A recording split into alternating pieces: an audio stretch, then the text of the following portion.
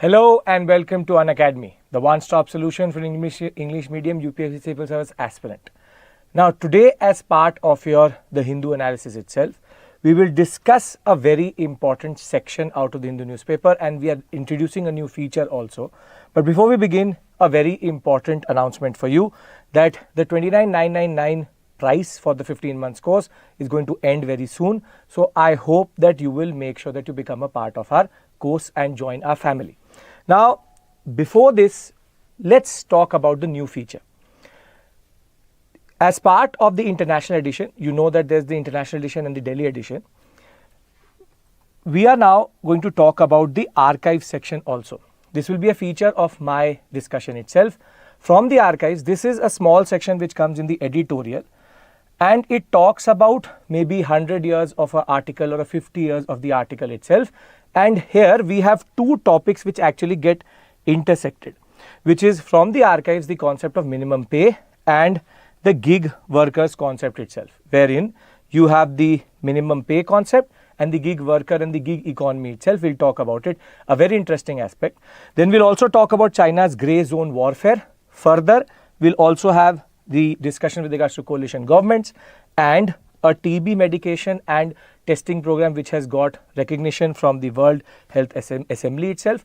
Further, AI and new issues which have come through, and the last topic is again related to GS paper 1 and history, and you can see all these topics are related to GS paper 2, 3 and 1. So a very good coverage of different topics. So with this, let's start our discussion. The first concept is this new feature.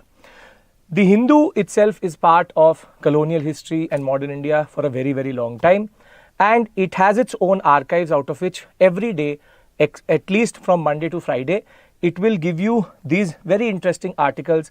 For example, 50 years ago, the same day in 1974, there was one more article related to the US politics itself and Republican agenda vis-a-vis the elections, which was 100 years ago.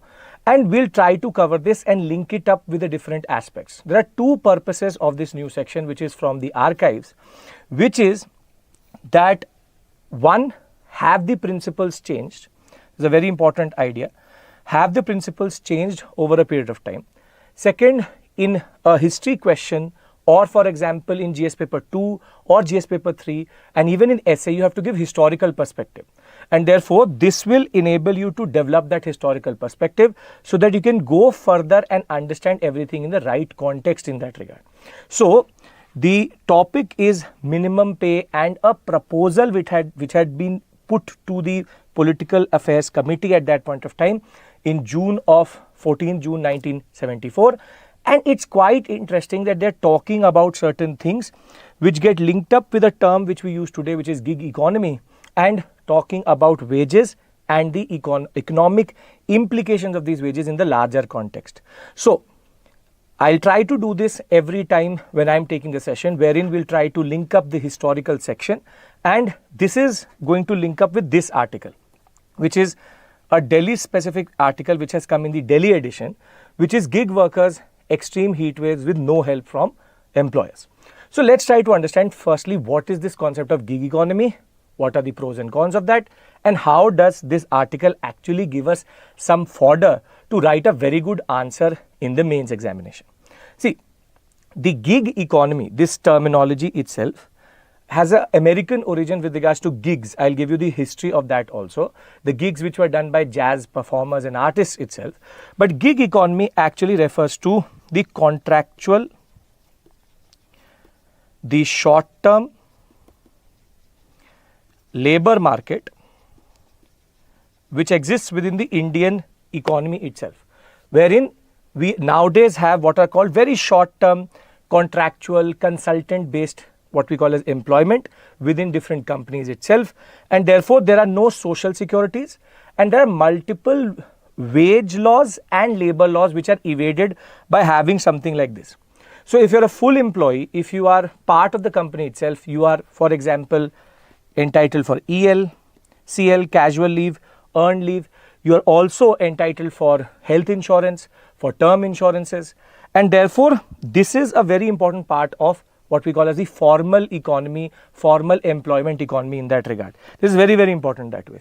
And therefore, when we talk about EL and CL, these are not the benefits which are given to these contractual or short-term employees within the larger system itself. So they're basically not considered an employee itself. So for a company, if you are a gig economy worker, you are just a consultant or a contractor. You're an independent contractor. You could be an individual, but you're an independent contractor. And with an independent contractor, you are not liable to any benefits of the what you get as an employee within the company itself. This is a very important point. So the gig economy, the historical perspective is that from the 1990s, the terminology comes in, which is the gigs which were done by the jazz musicians. Thereafter, over a long drawn process in the US economy itself, from where this word comes in, there was a process of what is called as informalization. Informalization. What do you mean by informalization? Wherein you had formal structures, formal employment, which was linked to the concept of social security benefits, but with migrant workers and farm agricultural labor. Further, what we call the temporary staffs of the 1940s. This is again the impact of the what we call as Great Depression, and just before the war itself, there is a new concept where is temporary employment is something which is coming up. Previously, even if it is short term, people used to be added as an employee and then fired or were made to resign. But the concept was we can also have temporary gigs or temporary employment. Thereafter, in the American economy, by 1990s, 10% of all the workforce became what is called as gig workers or contractual employment. Then by late 1990s, with the rise of the digital era and digital revolution, what we had engineers, we had data servers and data server engineers who could work from remote places. And therefore, there was no need to onboard them into the company itself. And by 2021, there is a very big section, and I have Niti Aayog data for this, close to 2.3 crore gig workers are going to be there by 2025-26. And as of right now, we have 7.7 million, which is 77 lakh such workers in the gig workforce. So that way, the word gig comes from this small term, very short contracts which the musicians used to get in America itself. That is why the word gig economy, and the gig concept itself was about short term contracts. Now, there are pros and cons for this. There are good and disadvantages factors about all this whole concept itself, wherein for a worker it gives greater flexibility, because if you are part of a certain organization, you cannot what we call today as moonlight. Moonlighting is that you can work in different places at the same point of time. So for example, a very good example of this is how a Swiggy or a Zomato driver or a delivery man is doing two jobs, which is he's sometimes delivering for Zomato, he's sometimes delivering for Swiggy. So he has flexibility in choosing his employer. He's a contractual employee or a subcontractor or a contractor or a consultant with both these companies. More variety when it comes to employment opportunity, increased independence and better work-life balance, which is technically not true, may be true for the American context. But the biggest issue here is this one, which is irregular income and no social security benefits. The tax compliance here, the income is so low that the tax compliances are not a problem generally. But these two become the biggest problem for the gig economy and the gig worker. The irregular income and no benefits are something which make the gig economy problematic. Now, what we've established till this point is a very simple point, which is gig economy workers are temporary and contractual. Though it gives them flexibility, the problem is there is irregular income and no benefits coming to them, generally because of the way it has developed over the past at least 50 to 60 years. In India, for past 10 years, 15 years, we've seen an exponential rise in the number of workers who are there. Now, in the larger context, informality or informalization is not a good thing, which is that there is a very big 96% of all our workers are the informal sector. And therefore, within this digital space itself, the labor act as a connection between the company and the customer. So, you have the company and the customer. These contractual employees act as a connection. Now, because they are not getting any benefits, therein lies the article which came in the Hindu newspaper today, which is that in Delhi, because of the heat wave itself, there are multiple cases of fainting, vomiting, even heat strokes and sunburns or to these employees, or we call as contractors, and there are no benefits which either Swiggy, Zomato or any other, Amazon, be it any company, they're not covering the health expenditure, they're not giving them any form of what we call as benefit or even a technological intervention which could help them deliver in this heat. Now, what are the laws which apply to them? The laws which apply to them is the Code on Wages. In 2019 and 2020, we had the Labor Code on Wages itself, and the idea which was put through here is that they are on something called minimum wage, meaning they are on minimum wage because the state has created what is called as a floor rate. The principle which is applied today on their wages is called a floor rate and the right to sustenance.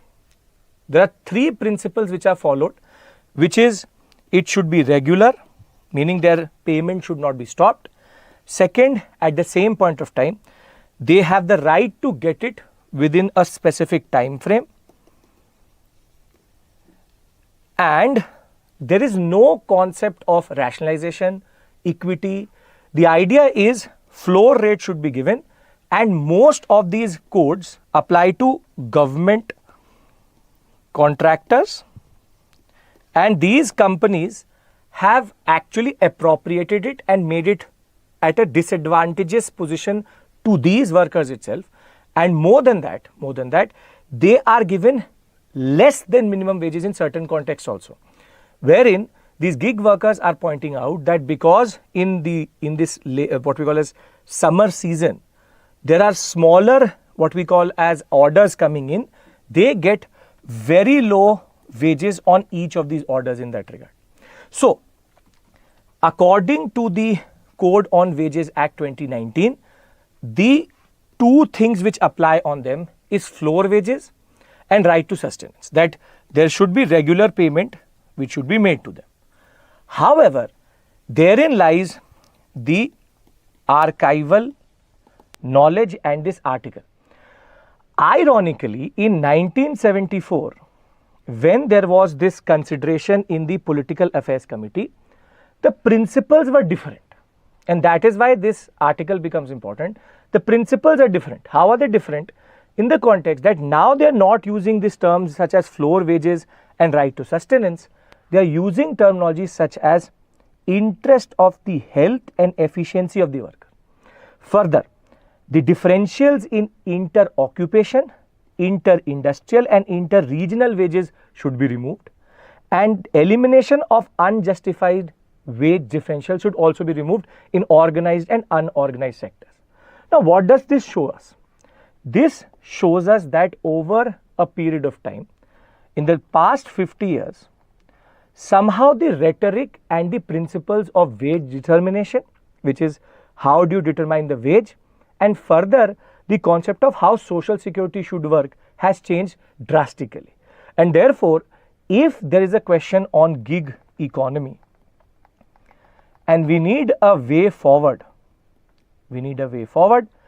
these are the principles which should be applied. And therein lies the merit of an approach like this, where we're taking a 2024 14th June article and trying to understand it vis-a-vis 14 June 1974 article, wherein it shows you a major differentiation in how the state understands it. See, in 2019-2020, the concept was talked about. However, there is only the concept of floor wages, that we will not let them give a wage minimum to what we have prescribed, but there is no concept of equity, there is no concept of social security, there is no concept of even the idea that there has to be the interest of the health and the efficiency of the worker taken into consideration.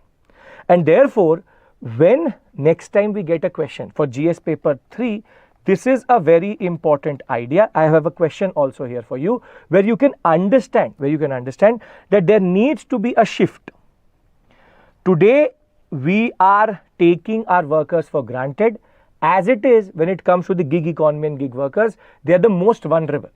So the vulnerability of the gig worker, the contractual nature of their employment itself means that if the state does not, or if the government does not take these principles into consideration, which it was taking into consideration 50 years back, then there will be a consequence. The fact is, with 2.3 crore people involved in gig economy itself, with no benefits, we will not go forward as an equity based economy. And if equality, if elimination of unjustified wage differentials, which is some companies are giving more, some companies are giving less, this has to be done through the government itself. The state has to intervene because it is not in the interest of these corporates, Zomato, Swiggy, or what we call as Amazon or even Flipkart. They will never give the due diligence towards these ideas itself. So there has to be a change in the Code of Wages Act 2019-2020. Now, how can this be asked in the examination? You see, the principles of wage determination and social security need to change within the gig economy, substantiate. Now, without the 1974 article, the archival article, you can't write a good answer here, because you will be able to talk about the principles which are used today, which is rise to sustenance, the concept of floor wage. However, you will not be able to talk about how do the principles changed over a period of time, how do they need to change. So previously, if it was about equity, it was about the concept of everybody going forward and efficiency and health of the worker. There is no talk about health and efficiency of the worker. And therefore, there needs to be a paradigm shift in the way we understand it. So use these principles to write the way forward. The third part of the answer, wherein you will give substantial answers saying that in 1970s and 80s, there was a conversation about this, but it was taken away. So this we'll try to do more often. Tomorrow also, when I'm going to take the comprehensive news analysis, I'll try to take out a certain article which can be used either for essay or for any GS papers possible. So this is going to be a feature and we'll try to do from the archives itself. Thereafter, we move to Taiwan and China. That was a small article. Now this is a very interesting concept, which is grey zone warfare. See, in order to understand China, Taiwan, a little bit of historical context is needed, because I will be using the word KMT, Kuomintang, or even the CPC, the Communist Party of China, and the origin of this issue itself explains to you the tensions. And then we'll talk about grey zone warfare. Now, when we talk about China and Taiwan, this small island, which was originally called the island of Formosa, has a long drawn history with China itself. Now, China for a very, very long time followed something called the policy of isolationism. And Taiwan, though initially part of China, went to Dutch control and then again came back to China.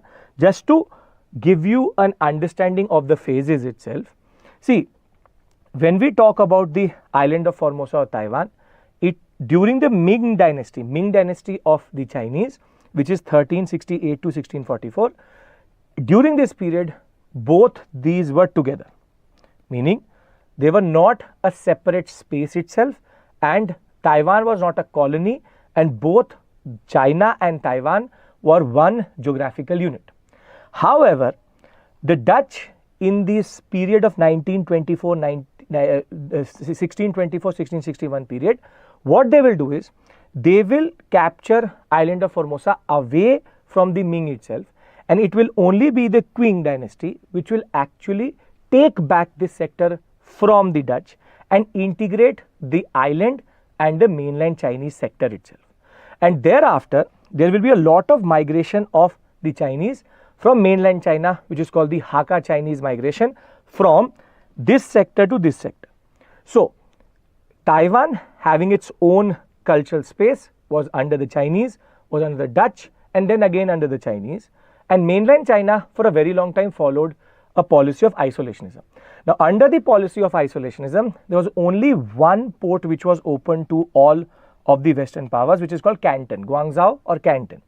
Now, at Canton, there were two rules which were applied, which was quite harsh for these Western, what we call as mercantilist and imperialistic powers, which is that firstly, you cannot bring in military ships, only commercial ships. At the same point of time, they could not leave with gold or silver. If you buy something, it's okay, but if you are selling something, you have to buy something from the Chinese. So, bullion could not leave the Cantonese port. What could leave was only goods. So, Canton and the Chinese Qing dynasty had a very long story of isolationism in that regard, and they tried to close China as much as possible to the world. And the perception which was developed within the Chinese sector itself was that we are the center of the world, we are the most powerful nation or powerful country or sector in the world itself, and the Qings used to project a lot of power. And therefore, this isolationism was important, and Canton being the point where they are controlling everything. Now, obviously, the Western powers were never going to agree to this, and over a period of time, by 1820s, 1810s, the British, then the French, first the Portuguese, the Dutch were already there in this sector, they will start to come in, and Macau will develop as a very important point where it was a Portuguese colony where they used to reach with their military ships, go into smaller ships into Canton, bring the goods and then leave from Macau.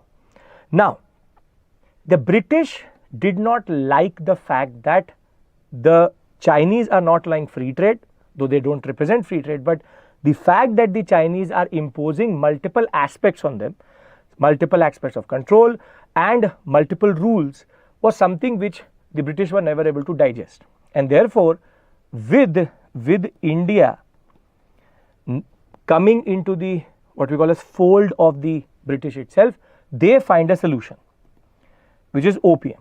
So, previously the English used to bring a lot of gold and silver to Asia, which is both to China and to India.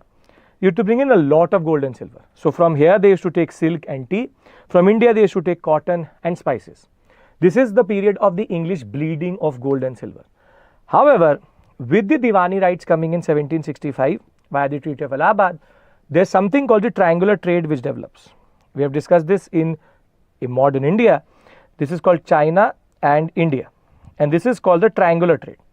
Under the triangular trade, the need for the English to bring in bullion was negated, because from the revenue which was generated in India itself, they used to buy the commodities and send it to England, and further in India they used to contractually produce opium, which was taken to China, and from China they used to smuggle in opium and take the gold and silver from the Chinese smugglers, take it to Canton, get the goods and services and take it to England. So, the first very important point was that opium changed and Indian revenue changed everything. This is called the triangular trade. That is why the Diwani rights are very, very important, because opium access in India was a game changer. Now, with the British drugging the Chinese, what happens is that the Chinese authorities now start to catch up on this smuggling, and the fact that the English were literally taking Chinese gold and silver, buying what they wanted to buy and give it to the Chinese and take the gold, take the goods to England.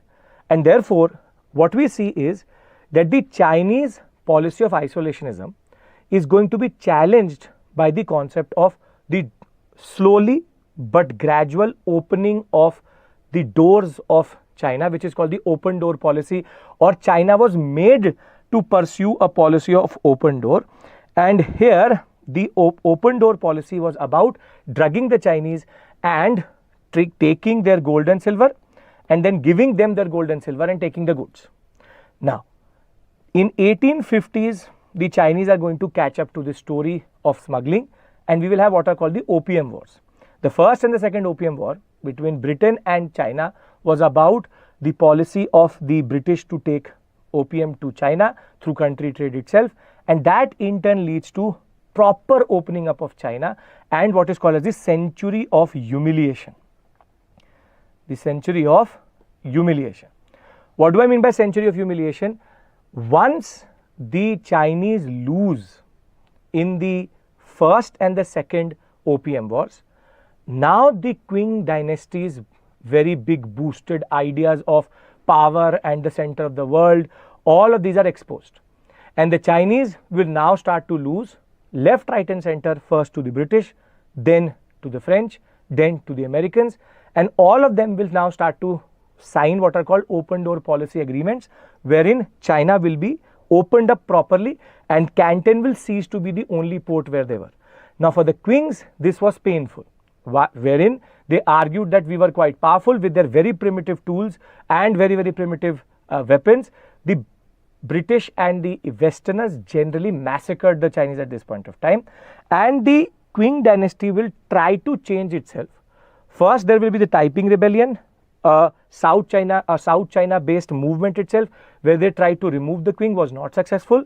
But then you have the Young China movement or the 100 Days Reform, in which the Qing themselves will try to reform, modernize, but not very effective in that regard. And therein, in 1911, under Sun Yat-sen, we will have what is called as the Revolution of 1911 or 1911 Revolution. Under this, the Qing dynasty will be removed and a democratic government will come through under the Kuomintang. Kuomintang was, or the National People's Party or the National People's Party of China. This was under Sun Yat-sen, a very important personality. The Kuomintang will come into existence, and the first democratic government, which is called the Republic of China, we'll call this the ROC. ROC will come into the context. Now with ROC rule, there will be two issues. China was actually reeling under what is called as warlordism, wherein warlords did not like the fact that there was a democratic government under Sun Yat-sen, and therefore we will have two personalities come into the picture. One, a person called Yuan Shikai, and the other one called Chiang Kai-shek. Yuan Shikai basically started to collude with the warlords, and there's a perceptional change about the KMT, that the KMT was equal to the Qing dynasty, and therefore that perceptional change will not be good for the KMT, and the ROC will be now associated, the Republic of China will be associated with the monarchy itself. Now at the same point of time, we will also have, because of the Russian Revolution, the communist ideas percolating into China, and in 1921 the CCP or the CPC is formed, which is the Communist Party of China or Chinese Communist Party. Under Mao Zedong, now they will try to use this perceptional issue, and there will be a civil war between 1927 to 37 in China, where the KMT and the Communist Party of China will try to control power, and there's a power struggle. In between this, we have the what we call as the most important 1,000-kilometer march which Mao Zedong took. That is okay, but the point is ROC was the original democratic party and state of the Chinese. At the same point of time, the long march, that 1,000-kilometer march is okay, and the CPCs was actually struggling against the KMT. The sigh of relief for the CPC is going to come with the Japanese invasion in 1937.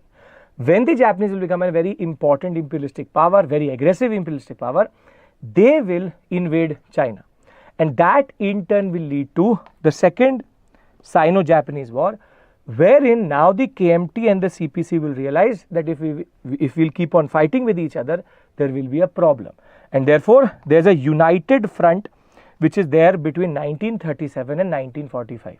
Now this is where the story becomes interesting and the Taiwan angle comes in. Between 1937 and 1945, the ROC gives a lot of resistance to the Japanese. However, that in turn leads to them depleting their resources and becoming weaker and weaker. At the same point of time, USSR started to support the CPC in what is called as the later phase of Cold War politics. Even before the war ended, the USSR was in the context, and it started to give the resources to the CPC. And when in 1945 the Japanese will surrender, what will happen is that the USSR is going to give a lot of support to Mao Zedong, and the ROC will now start to lose against the CPC. And between 1945 to 49, what will happen is that the CPC will be able to dominate the ROC, and therein lies a very important moment of what is called as the revolution or the Chinese Revolution of 1949, wherein the KMT and the ROC, in order to save themselves, will go to Taiwan, and here we will get the PRC or the CPC controlling, which is the People's Republic of China. The People's Republic of China will be the second party, communist party, now basically creating a certain state structure which says that it is democratic, but it is based on one party rule and it is controlled by CPC. And now the original ROC has gone to Taiwan. Now in Taiwan, you have Chiang Kai-shek and the ROC, and you have in China the PRC with the CPC itself and Mao Zedong. Now till 1970s, because of Cold War politics and KMT getting support from the US, till 1970s, Taiwan, ROC and the KMT was actually seen as the original Chinese authorities or the original Chinese state. On the other hand, the PRC and the CPC was seen as what we call as an invasion on the democratic rights of the KMT and the ROC and the people of China. Now, however, in 1970s, we see the détente period of the Cold War politics and the US shift away from KMT towards the PRC, and then comes the one China policy.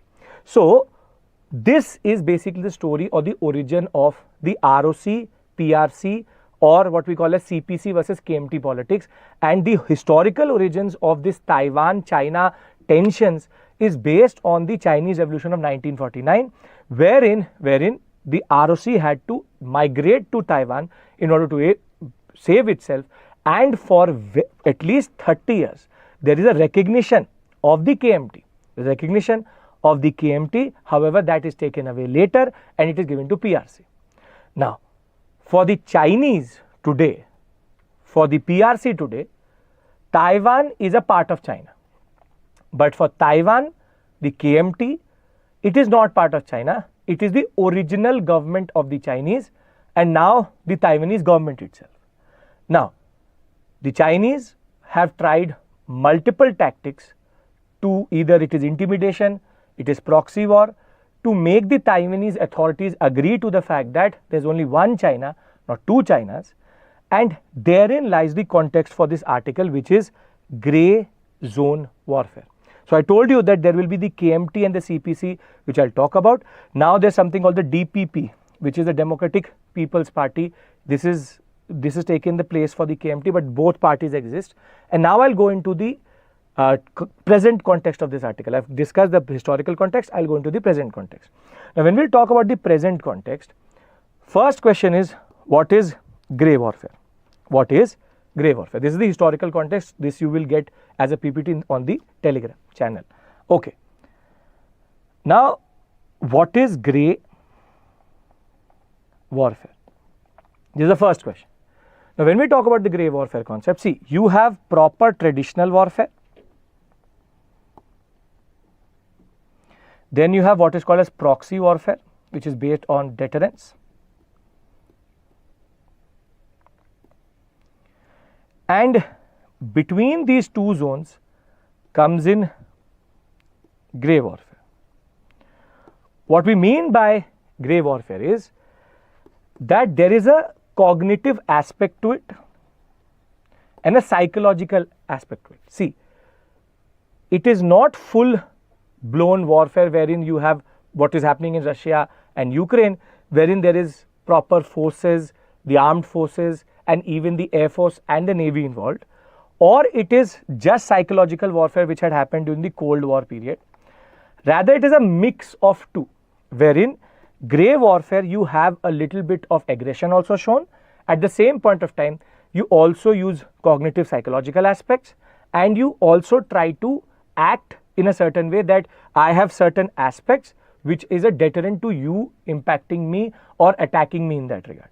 So, grey warfare is a mixture of both, wherein a little bit of aggression and a little bit of deterrence.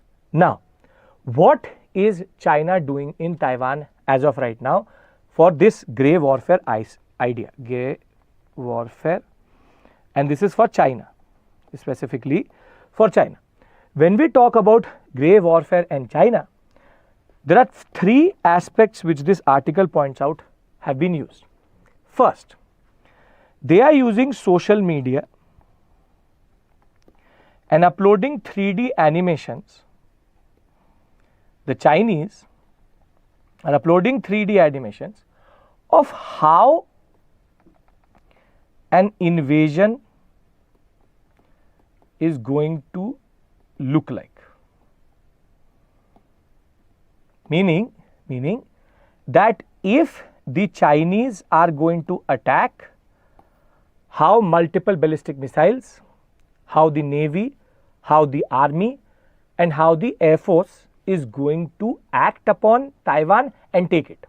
Now this is the cognitive aspect, wherein they are trying to create an image in the mind of the Taiwanese people that how would aggression from the Chinese look like. So very interesting aspect. This is something which previously was also followed by multiple leaders, but there was no animation or technology. But the aspect of cognitive warfare is something which is very interesting and is being used by the Chinese, which is 3D animations to give a psychological impact on the Taiwanese that okay, if we choose to invade, this is how the invasion is going to look like. The second aspect which is pointed out is the carrot stick policy. Now for the students of modern India, they would know that the carrot stick policy is something which the British used to follow, wherein they used to give a concession, then discipline and then concession. A very good example of this is Montague Declaration in 1917, where they said that we will give you dominion status. Swaraj is not equal to sedition. We want representative government in that regard, something as a representative government, and thereafter we will transfer power also.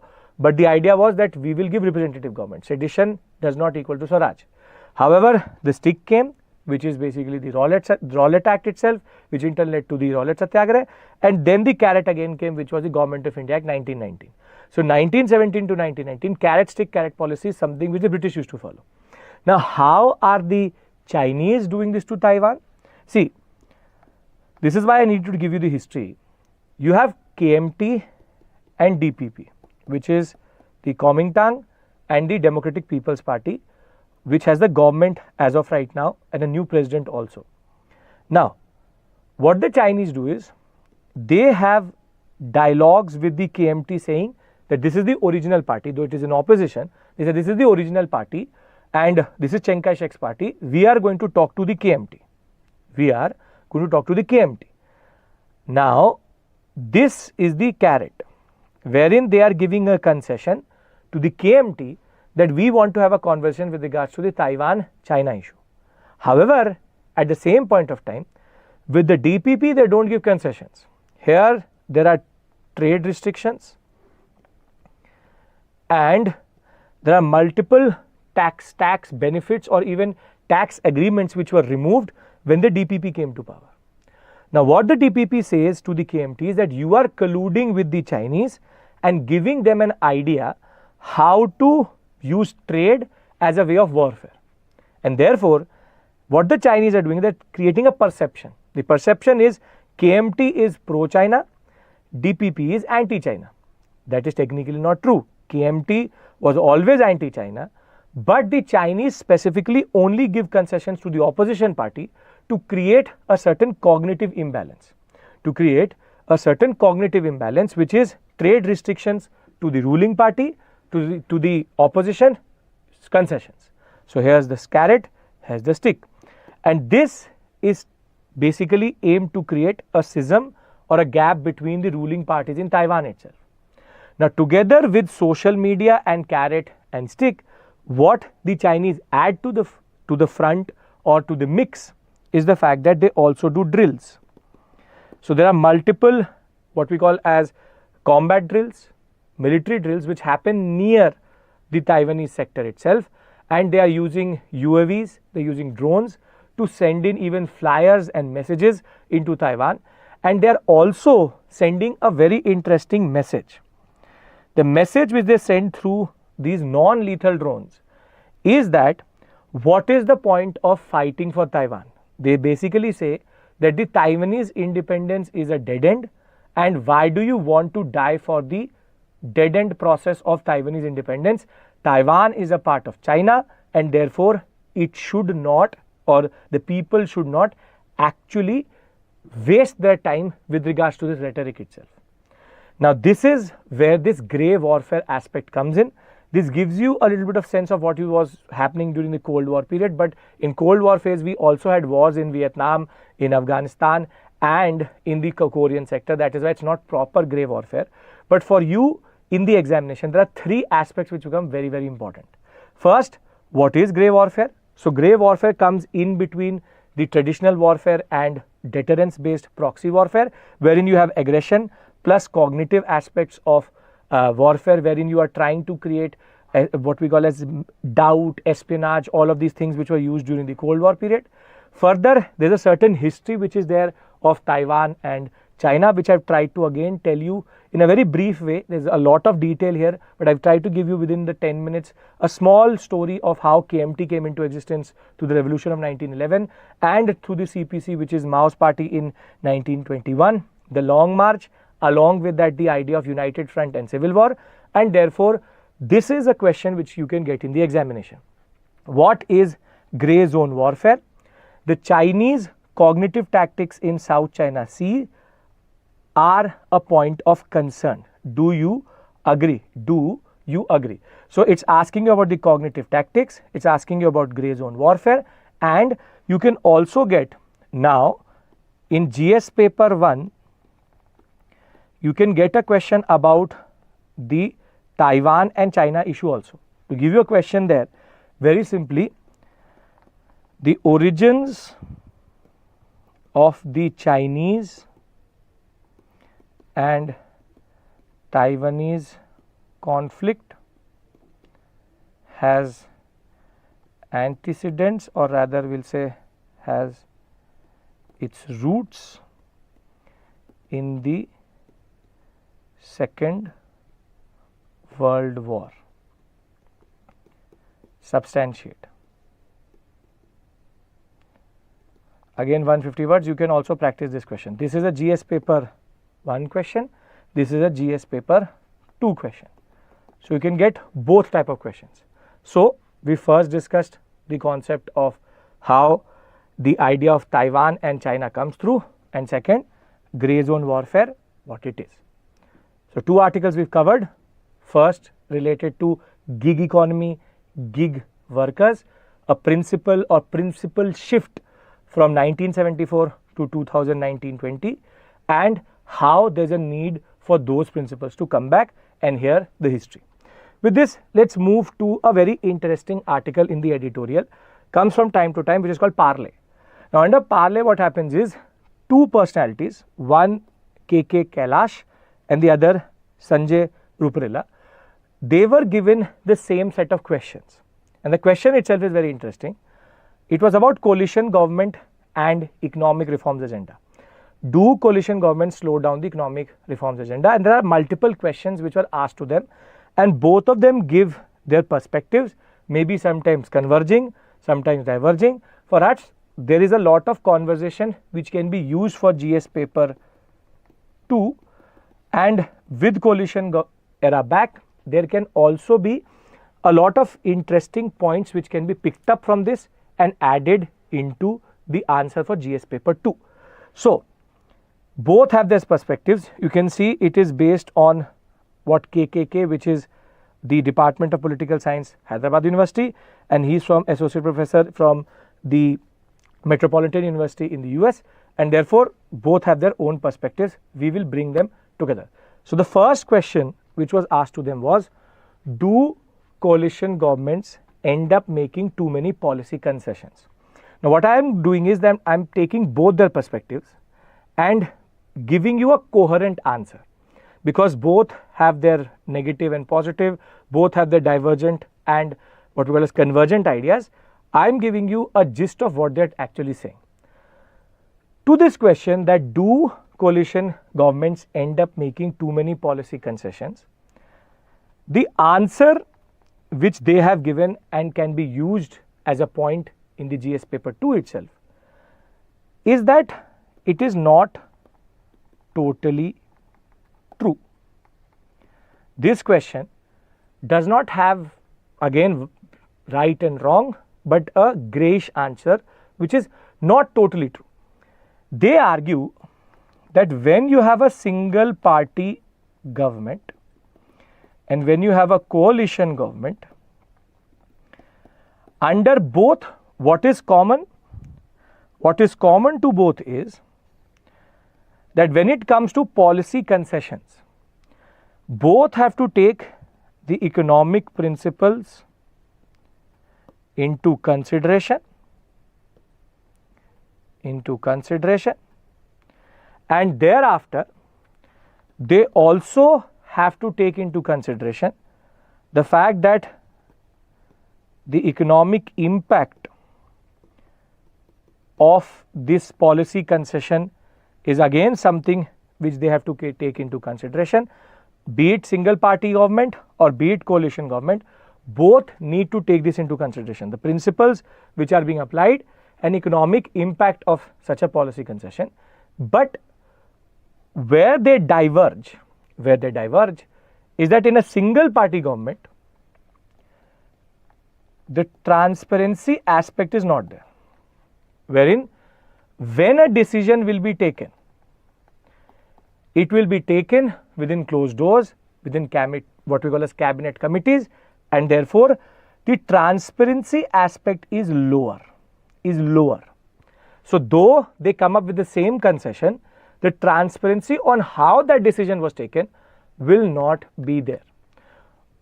On the other side, when there is a coalition government, there will be more public display, opinion and deliberation, and even the same conversation which the single party government had, it will be more transparent because it will be more in the public domain itself. So exact same concession, maybe the coalition government will come through and single party government will come through.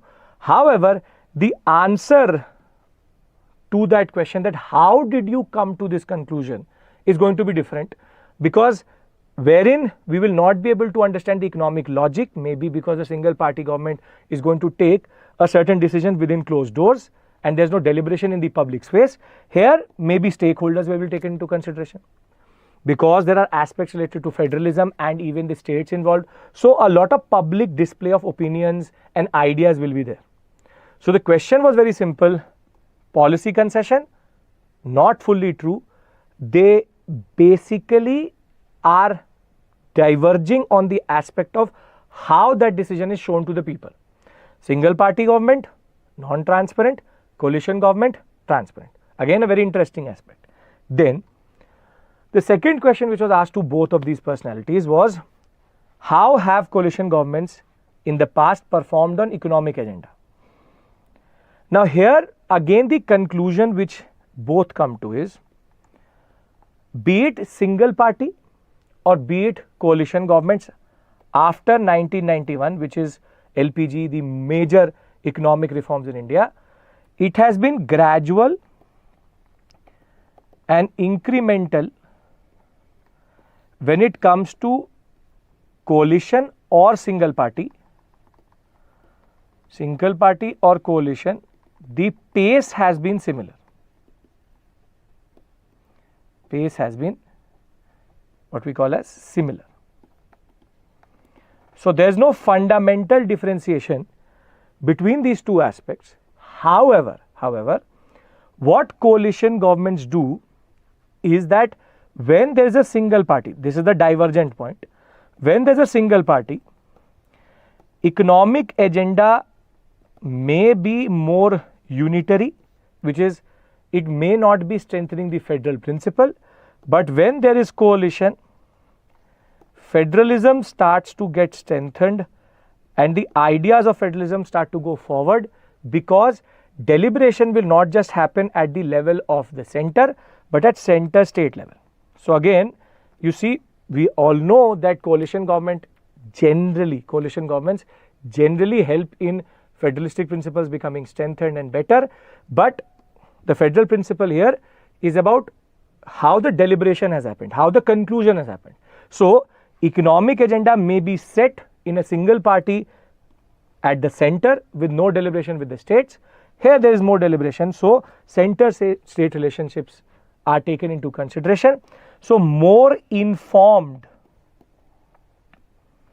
policies are generated out of coalition governments. So past performance is also showing the same thing, which is that both have been gradual and incremental. There has been no major change after 1991 by either a coalition government or a full government, or what we call as either the NDA or the UPA. At the same point of time, in the policy making and the economic agenda being set, single party, there was less informed policies, though it may be well informed through the institutions, but the state had not been taken into consideration in multiple decisions. However, in coalition, there will always be a pull of the states because of the alliance partners, and therefore federalism becomes strengthened. Now the third question, which is the most interesting one, is that has there been moments in which coalition governments have also stalled economic development, or are there points where, because there is acrimony, which is a conflict between the center and the state, or the coalition partners itself are not cohesive, have there been examples of stalling of economic agenda? Here the answer is yes. The example given is Janata government, wherein the Janata government, the problem was that because of policy paralysis and the divergent views within the Janata government itself, there was a lot of issues which were generated, and though there was a world scale recession, there was also a slowdown in India, and the handling of that slowdown was not very good. Unemployment, garibi, or what we call as the idea of economic development, there was no cohesion and there was a lot of divergence in that sense. So with regards to this question, that can policy paralysis come through in coalition governments? Yes, there is precedence for this. Now, the last question which was asked to both these personalities, and all of them in themselves can be mains questions in that regard. All these questions in themselves are actually mains questions. So do coalition governments make or are there too many policy concessions? This is the mains question, can come in GS paper 2. This can again come in GS paper 2, that how have they performed in economic agenda? Again GS paper 2 question, coalition government and stalling. So why I am discussing this article is because each question asked is actually a very interesting question related to the mains examination itself. Now, in the last 5 years, the debate has sharpened with regards to the share of the state in divisibility pool of taxes. Can we expect a larger share under coalition governments and in this coalition government itself? Now, to this question, they have both given ambiguous answers. They have not given a right or a wrong or a yes or a no, but what they have pointed out is that as of right now, the problem is not the divisibility pool. It's not the divisibility pool issue of the Finance Commission. The issue is the cesses, which is that because the government, the central government is using cesses to generate a lot of money which does not go into the divisibility pool, there is a mismatch between the divisibility pool share and what the center is getting through cesses itself. So one is you take tax, but you can have surcharges and cesses.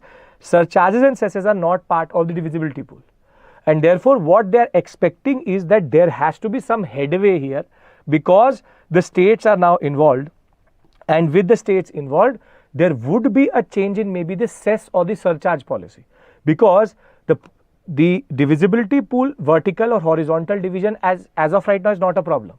The problem is there's a lot of income which is generated by the center other than the divisibility pool, and that is why they don't really care about how much money is in the divisibility pool itself.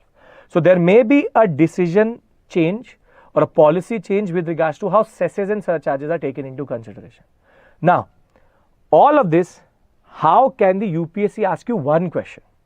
And this is that type of question wherein coalition governments impact the path of a nation in economic terms. Do you agree? So it is asking you a question that do coalition governments impact the path of a nation in economic terms? Now, answering this question, you have to keep all of these questions into consideration, which is there more policy concessions? Is there change in economic agenda?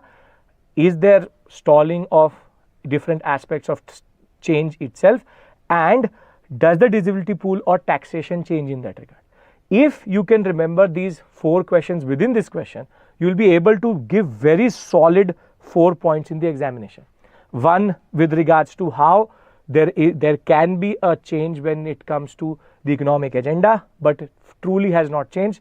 It is gradual and incremental. You can again talk about the aspect of dissimilarity and similarity, of transparency in decision making, and then you can also talk about the aspects related to divisibility pool dynamics changing, and last but not the least, this point, which is that there has been moments in which coalition governments have stalled economic development, but the same coalition government have also went for LPG, and therefore there is precedence for both stalling and major change. And you can conclude by saying, and it is saying, do you agree? You have to take a midpoint that it is on the nature of the government it matters how the nation will go forward in economic terms. Don't take either side. You always have to take the middle path in UPSC when it comes to mains examination and mains answers. With this, let's move to a smaller topic but an interesting one, which is there's a platform called the TrueNat platform. The TrueNat platform has been developed by a Goa based company in India, which is called Molbio. Molbio has developed a handheld micro PCR system which can give you within an hour real time test results for 40 diseases, and this is a battery operated machine which can be taken into the field, and you can have mobile centers of this what we call as TrueNat platform. That way it is revolutionary since 2017, because in most parts of India we do not have the right infrastructure for specifically TB, because this is geared towards TB diagnosis and treatment. Specifically for TB, there is a issue with regards to infrastructure and testing, and therefore what has happened is that at the 77th World Health Assembly in Geneva, this system has been recognized and appreciated. It has won a lot of acclaims vis-a-vis how this can be revolutionary for TB, and TB is a major killer in India when it comes to how it is impacting the patients itself, with close to 4 lakh deaths every year. This could be a very important path to going forward, not just in India but across the world. So as Indians, we are proud of this company itself, because it has now given us accolades at the global level, and this could be a game changer in the larger perspective. For the examination, please just remember TrueNat, because this can come as a terminology in the examination. What is it related to? It is related to TB, healthcare and diagnosis of diseases. This is the only thing which you need to remember. With this, we come back to a very interesting article in the international edition of the Hindu newspaper, which is AI rules and the EU. Now, the EU has recently enacted an AI Act, and a new set of issues have been created vis-a-vis artificial intelligence. Now, we all know that as of right now, we have what is called as narrow based AI, which is you have narrow and broad. AI platforms can be divided into 2. ChatGPT is, for example, a narrow based platform wherein you give it an input, it will go through its repository, the internet and its databases, and give you an output. So the maximum it can do is 1 task, and for example Sora, which is a video platform, it can do 2 tasks or 3 tasks at max. So it is processing, an input gives you an output. However, in a broad based AI, you have what is called as proper artificial intelligence, wherein they start to mimic the human mind itself, wherein they can do multitasking and can be done on different layers itself. As of right now, broad based AI is not that developed in that regard, and therefore narrow based AI, all the conversations are happening. Now, in this example itself, you will realize something, which is that when it comes to narrow, what really matters is the input. But in a narrow AI, the artificial intelligence, will go through its repository, through the internet, and through its servers to give you an output. Now, what the EU law is saying is that how do you train this AI? We are more interested in it now. So, the training of the AI is important. How does it take an input? How does it give an output? The question with regards to how is now being questioned, wherein the training of this AI, what are the repositories it is using, how is it using that repository is now in question, wherein if it is using, or for example, if OpenAI has taught ChatGPT something, it has allowed books, YouTube videos, even movies, all of them to be used to train the AI. Now the question comes in, is this a breach of copyright? Is this a breach of copyright? Wherein AI needs training. That is a trade secret which all of these companies argue about. That is a trade secret. We will not tell you how do we train our AI, because that is a trade secret. That is the secret sauce. That is the real recipe that allows for ChatGPT to be ChatGPT. Now, ChatGPT needs to be trained in a certain way. And if it has to be trained in a certain way, what is it training on? This input output needs the data server internet. And if it is being fed books, movies and YouTube videos, isn't it actually infringing upon the right of that YouTuber, that author and that director, that it is using without permission that content to give you an output? And this is the question which the AI Act is asking, that if this is the case, we want detailed summaries from Microsoft, from OpenAI, that how do you train them, and if you are using this data to give answers, then you should acknowledge and have to give some form of compensation to the people you are actually using the information from. So, this EU Act or AI rule has now created a question over data transparency, but more than that, accountability and copyright. This may be the new zone or horizon where a new question has come through. There are ethical questions, there are moral questions, and then there's the question with regards to copyright. And therefore, we have to see, this has not been fully defined. It is we are not sure if Google or Microsoft or OpenAI is going to agree to it. It's a developing story, but for us, it has added another aspect to AI and how it's impacting us. Now, how can this be asked in the examination? The evolution of AI platforms has opened up a new Pandora's box of copyrights issues explained.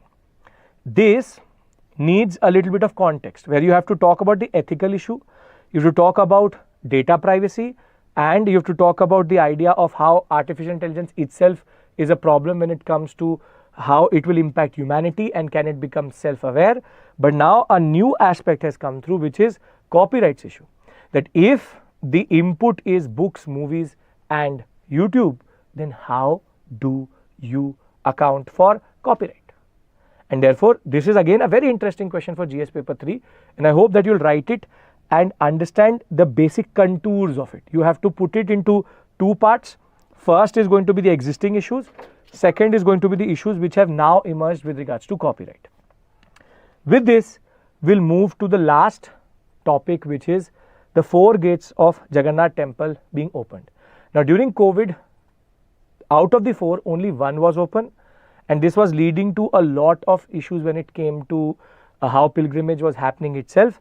But for us, what is more important is, because it is in the news, now we need to know the aspects of Nagara style and what is the temple all about. Now, if you know your art and culture, you would know that Jagannath temple is Urista style of Nagara. And when we talk about Nagara style, we already know that there are basic components to it, which is the Garbhagriha, thereafter the shikhar, the amlaka and the kalsha. This is the shikhar, this is the amlaka, this is the kalsha, this is the garbhagriha, and we have the concept of ardhamandap and the mandap itself, and all of this is on a raised platform which in certain contexts is called pitha and could be called as a jagati also. Now these terminologies, which is garbhagriha, mandap, ardhamandap, shikhar, amlak, kalash, sometimes also has a dhwaja on it. These aspects are related to Nagara generic style. However, Nagara style can be divided into two parts according to variations. It can be divided according to shikhars, it can be divided into regions. Now according to shikhars, you have Latina, Famsana and Vallabhi, which is you have the Latina curvilinear curving inside, Famsana which is curving outside more or less pyramidal, and thereafter you have the rectangular base Vallabhi. At the same point in time, regionally we divided into three parts: Odisha, Khajuraho and the Solanki. Now within Odisha, why is it a regional school? Comes out of the terminology. See, in Nagara you would call this as shikhar, but this is not called as shikhar. The terminology changes, it becomes rekha dyul. Thereafter the amlak, the kalash remains the same. However, the mandapa which I would have previously called is not called mandapa, it is called jagmohan. And the terminology change and the way you have both Latina and Famsana being used together in the Jagannath temple is quite interesting that way. Now the components are like this: you have the Jagmohan, this whole part is called the Rekhadyul itself, and Kalash Amlak remains the same. The Rekhadyul itself is this whole structure in that regard. So you should know that because of this terminology change, the aspect that there is also a boundary wall around which this temple is going to be there, which is not a feature of Nagara itself, and the aspect related to how there is a lot of intricate carving on the outside but not in the inside, makes it what we call as Odisha school. Now Odisha school, Nagara Dravida, just to complete this story, and I have a prelims question for this. Dravida has the following feature, which is it will have a boundary wall, then it will have a gopuram. Along with the gopuram, the water tank is there. Three major features which are different. Other remain the same, which is garbhagriha. The shikhar becomes the vimana, and the top of the vimana itself becomes the shikhar. The terminologies change. Mandap and the mandap remains the same. There is no differentiation in that respect. So how can it come in the examination? Like this. Consider the following statements. Everybody is going to write the answer for this in the comment section. I am not going to give you the answer. The Nagara style of architecture can be divided on the basis of shikhar and regional variations. The vimana of the Dravida style is similar to the shikhar of the Nagara style. The Vallabhi style of shikhar has a rectangular base. Are all these three correct? Is only one correct, or the second, or only two are correct? Please tell me what is the answer for this in the chat box or in the comment section. I will talk about this tomorrow first thing when we will talk about the other aspects of the newspaper that day. So with this, I would like to end the session. Thank you so much for being here. 6 to 7 important articles have been discussed. A new aspect with regards to the from the archive has been added.